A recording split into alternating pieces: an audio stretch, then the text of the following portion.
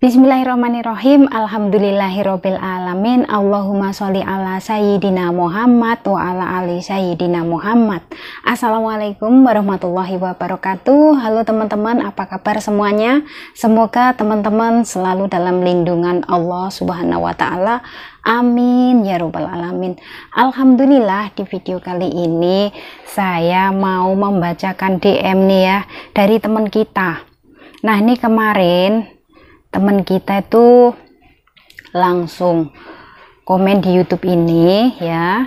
Mbaknya bilang seperti ini: Assalamualaikum Mbak, mau nanya apakah kerja di Singapura pas waktu gajian? Maksud saya tanggal gajian datang meski kita minta dulu sama majikan atau majikan ngerti sendiri kalau sudah tanggal gajian langsung dikasih gitu. Nah, jadi di sini nih mbaknya nih tanya ya, seperti ini. Kalau misalkan pas tanggal gajian, apakah sang majikan itu akan secara otomatis ngasih gaji sama kita atau kita yang harus minta ke majikan? Maksud mbaknya seperti itu ya. Di sini saya juga ketawa dulu ya teman-teman. Ya Allah, paringi sabar. Gini loh teman-teman, ada majikan itu yang secara otomatis ngasih gaji kepada kita. Ada juga yang kita itu harus memintanya sama sang majikan ya. Seperti itu ada. Pokoknya nanti misalkan ya, buat teman-teman saya semuanya di sini, misalkan kalian masih dalam tahap proses potongan gaji, entah itu 6 bulan atau 7 bulan kayak gitu, setiap tanggal gajian kalian harus yang namanya meminta. Misalkan majikan kalian bilangnya seperti ini, nggak usah kamu minta, biar saya yang nyimpan. Jangan sampai percaya. Oke teman-teman, karena apa? Di sini ada kejadian seperti itu. Majikan bilang, nggak apa-apa, uangnya saya simpan, aman kok. Kalian jangan mudah percaya ya teman-teman. Ingat, kalian kerja ke Singapura ini bekerja untuk siapa? Bekerja untuk apa?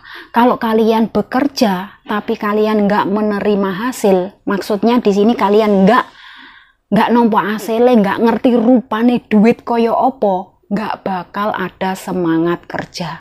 Jadi buat teman-teman semuanya, misalkan pas tanggal gaji nih harus diminta, pas tanggal gajiannya harus diminta.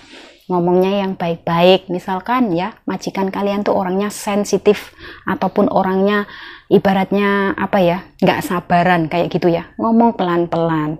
Bismillahirrahmanirrahim.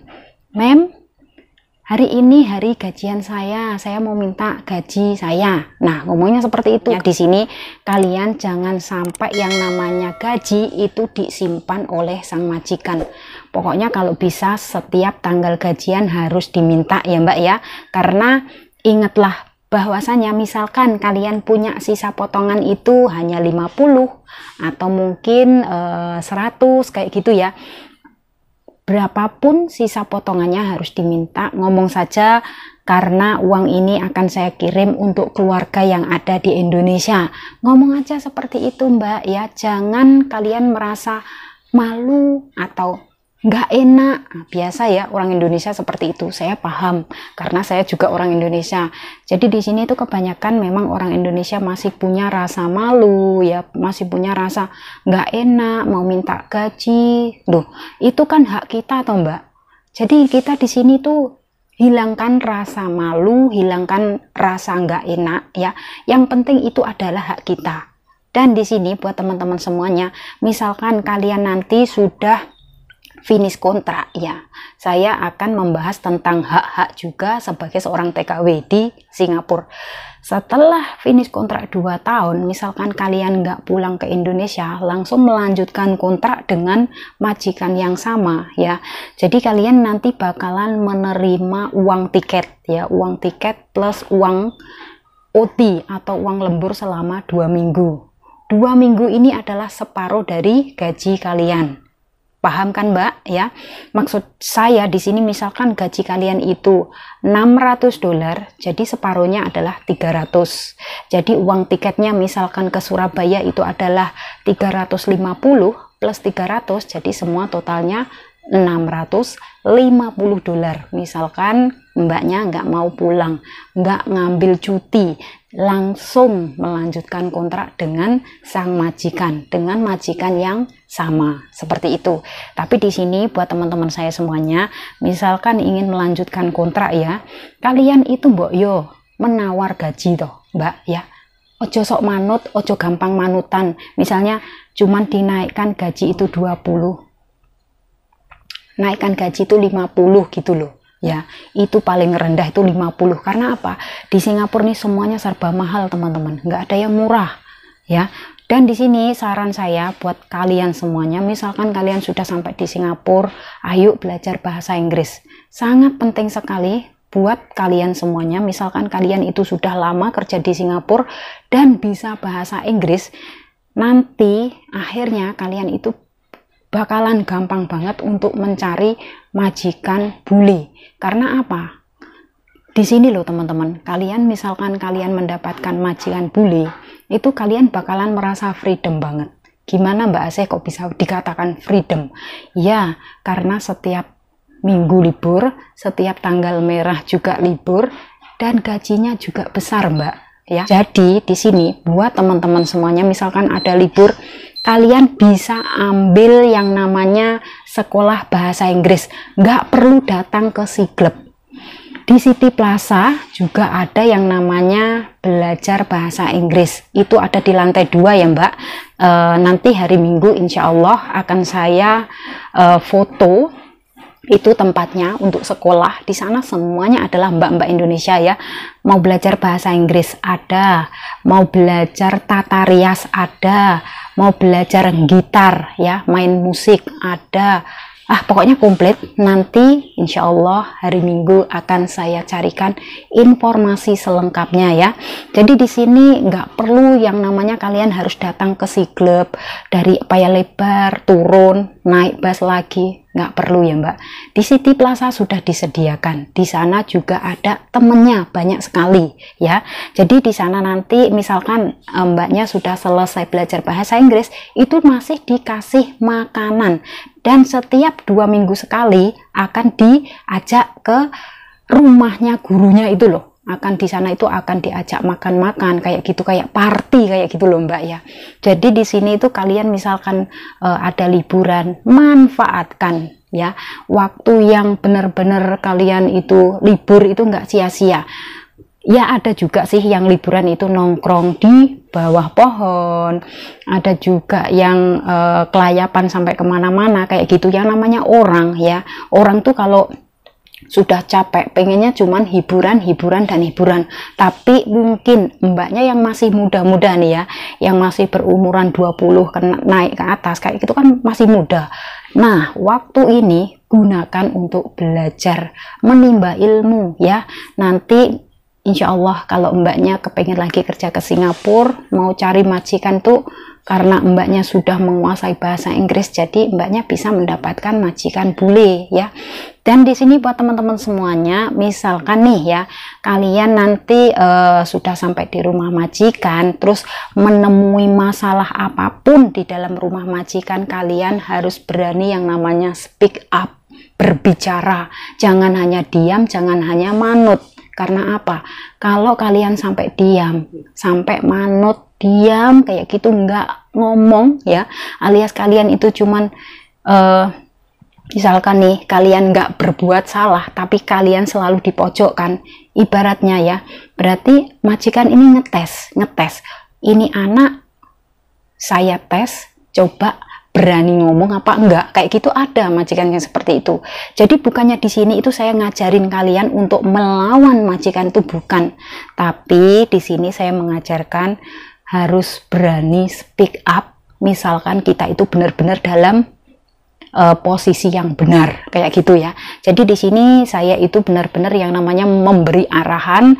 Misalkan kalian benar-benar berada di posisi yang benar, kalian harus menjawab. Tapi kalau kalian berada di posisi yang salah dan kok kalian itu mengelak ya kayak gitu, di situ majikan nggak bakalan yang namanya akan percaya.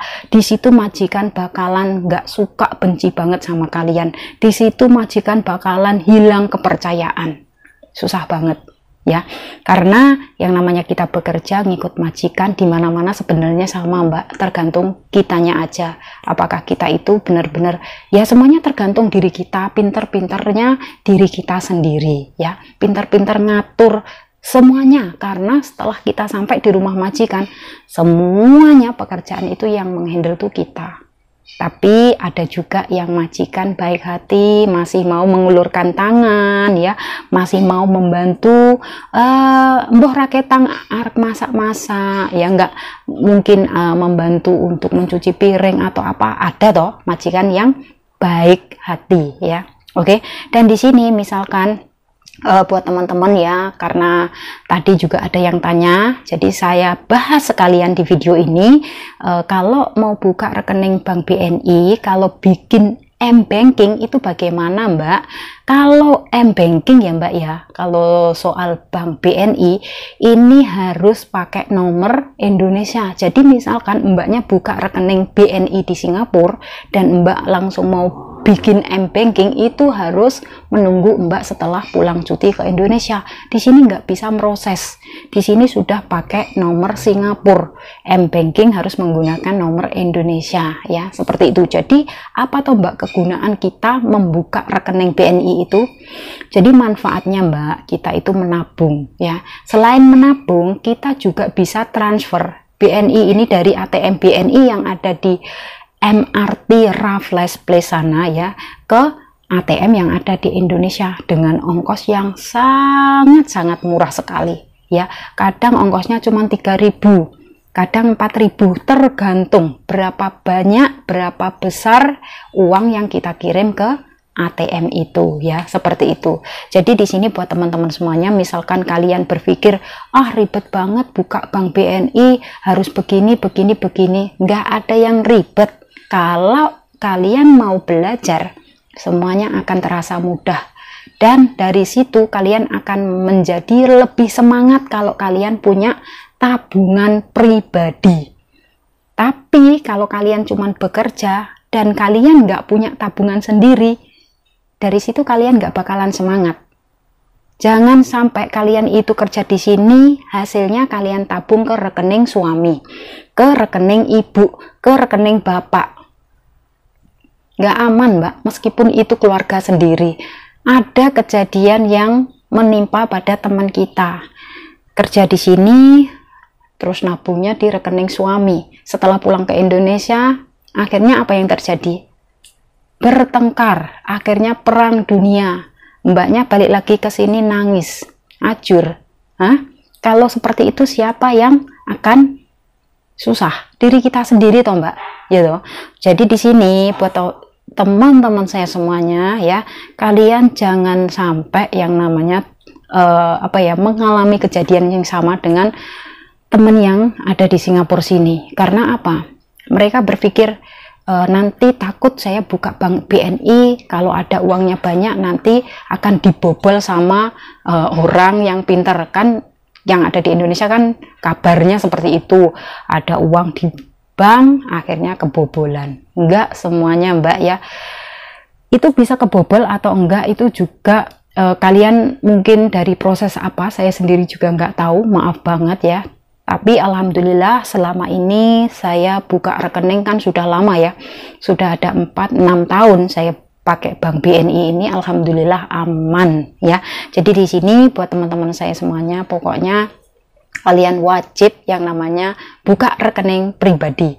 Agar apa toh? Agar semangat dalam bekerja, agar kalian nanti pulang ke Indonesia itu loh ya, benar-benar yang namanya wah ini loh hasilnya, iki loh hasil lelekku kerja neng Singapura ya, bisa buat modal misalkan mau buka usaha apa aja bisa ya, selagi kalian bekerja. Yang penting gemati anggone nabung duit ya, kalian bisa pinter-pinter dalam memanage keuangan, insya Allah kalian bakalan sukses dan gak bakalan bolak-balik ke luar negeri. Oke teman-teman, dan di sini saya nggak lupa juga selalu memberikan support serta dukungan buat teman-teman saya semuanya. Semoga diberikan kemudahan, kelancaran, semoga dipertemukan dengan majikan yang baik, semoga bisa finish kontrak dalam waktu 2 tahun, syukur-syukur kalau mau tambah lagi, amin.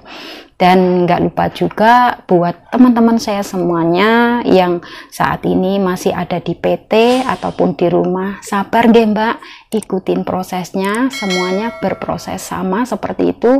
Saya dulunya juga seperti itu, sabar ya. Pokoknya tetap semangat dan positive thinking. Oke teman-teman, saya akhiri sampai di sini. Akhir kata, wassalamualaikum warahmatullahi wabarakatuh. See you on my next video. Bye bye.